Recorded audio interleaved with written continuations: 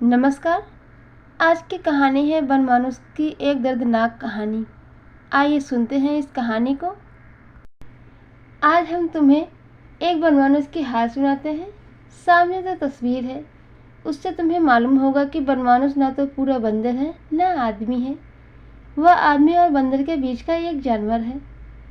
वह बड़ा बलवान होता है और आदमियों को आसानी से मार गिराता है। वह अधिकतर अफ्रीका के जंगल में पाया जाता है।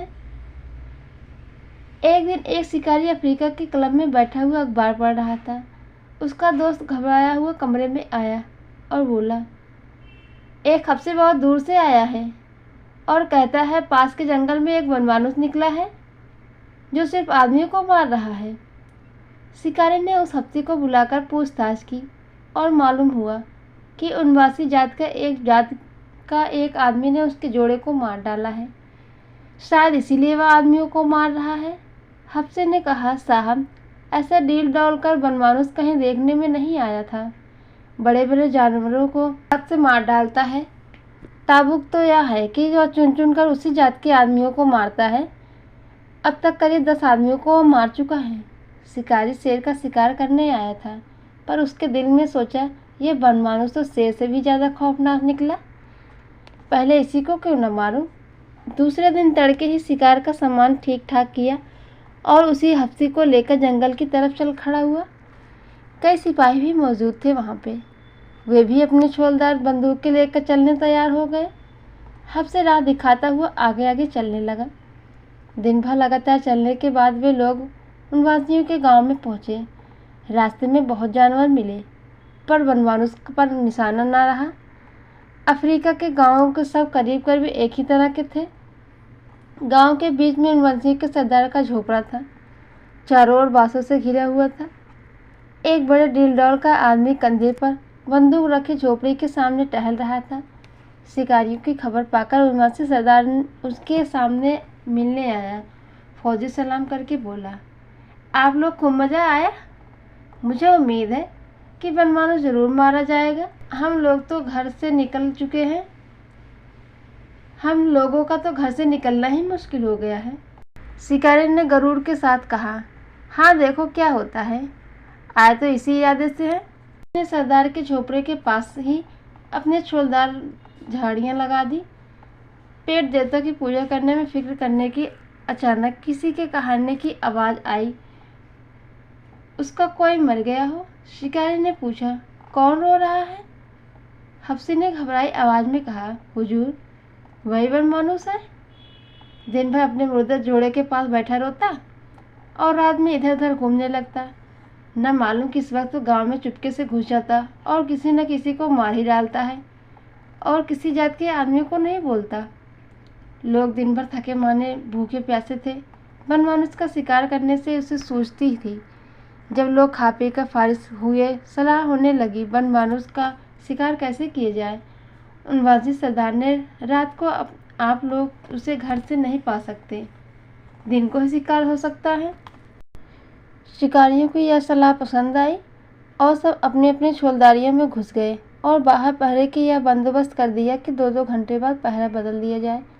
शिकारी थका था, जल्दी सो गया, लेकिन थोड़ी देर ही सोया था। उसकी नींद टूट गई। सामने एक परछाई सी खड़ी दिखाई दी। उसकी आंखें आग की तरह जल रही थी। अफसर में फौरन आवाज़ दी, संतरी, पर कोई जवाब न मिला। न मालूम हुआ आवाज़ संतरी के कानों तक पहुंची या नहीं। अफसर ने तुरंत बिजली की बत्ती जलाई। उसका कलेजा सन्न हो गया। सामने 6 फीट का बनमानुष खड़ा था और उसके हाथ में संतरी की बंदूक थी, जिसकी नली बिल्कुल टेढ़ी मेढ़ी हो गई थी। वह शिकारी की ओर आंखें जमाए हुए थे, जैसा सोच रहा था उसे मारूं या छोड़ दूं। उसका डरावना चेहरा देखकर शिकारी की विग्गी बंद हो गई। मुंह से आवाज़ तक न निकली। अचानक बाहर किसी चीज़ से गिरने का धमाका हुआ। शायद कोई संतरी अंधेरे में ठोकर खा कर गिर पड़ा। बनमानुष ने झट बंदूक फेंक दी, उछलकर छोलदारी से बाहर निकल गया। अब अफसर साहब के होश ठिकाने हुए, बिछावन से उठे, बंदूक संभाली, बाहर निकले और बिजली लालटेन लेकर बनमानुष को तलाशने लगे, लेकिन वहाँ न था। मगर इससे ज़्यादा ताज्जुब की बात यह थी, वहाँ संतरी भी न था। वहाँ जो पहरा दे रहा था। शिकारी ने अब की बार संतरी को खूब समझाया और खूब होशियार कर दिया, मगर सोने की हिम्मत न पड़ी। बिजली की रोशनी में बैठे बैठे गपशप करके किसी तरह रात कटी। दूसरे दिन तड़के सब लोग शिकार करने चले।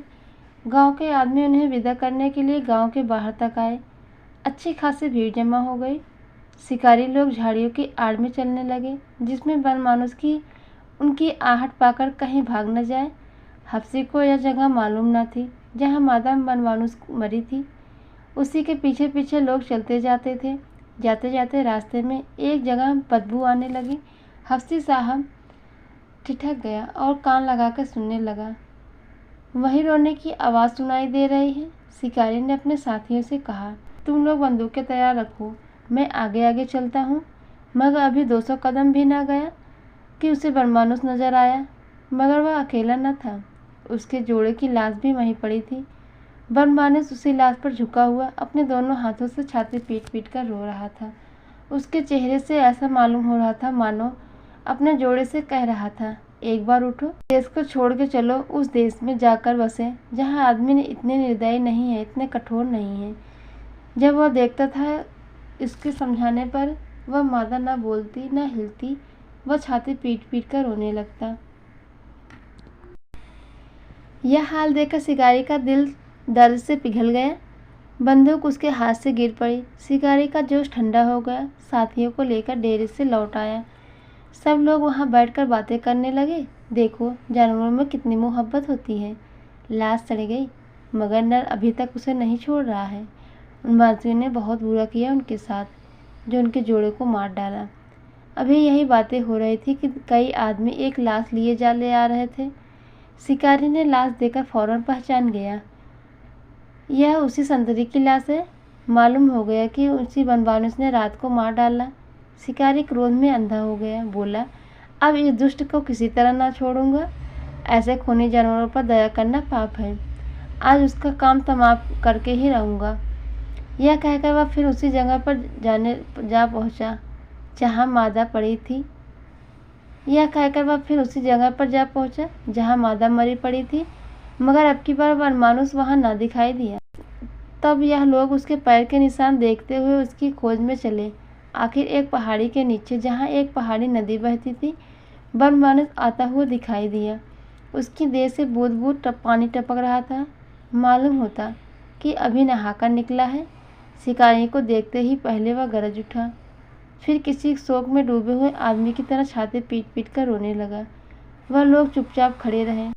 जब वह बिल्कुल पास आ गया तो अफसर ने उसके कंधे पर निशाना लगाकर गोली चलाई। वह जोर से चीखा और गिर पड़ा। उसका एक कंधा जख्मी हो गया, पर वह तुरंत दूसरे हाथ के सहारे अफसर पर दौड़ा। अफसर ने अब की बार छाती पर गोली चलाई। शिकारियों ने समझा उसे मार दिया, मगर वह झट से एक चट्टान कूदकर भागा और जंगल में घुस गया। शाम होने की थी। अब उसे ढूंढना बेकार समझकर शिकारी डेरे की तरफ लौट आए, क्योंकि यह मालूम था वह घायल हो गया है। फिर भी लोगों के पहरे के बंदोबस्त किया जाए। वह खा पी कर सोए। रात भर सब लोग आराम से सोते रहे। अफसर साहब की नींद खुली तो एक हफ्सी दौड़ा हुआ आया और बोला, साहब, वह तो फिर रोने की आवाज़ आ रही है। अफसर ने ध्यान से सुना। हाँ, ये तो वही रोने की आवाज़ है।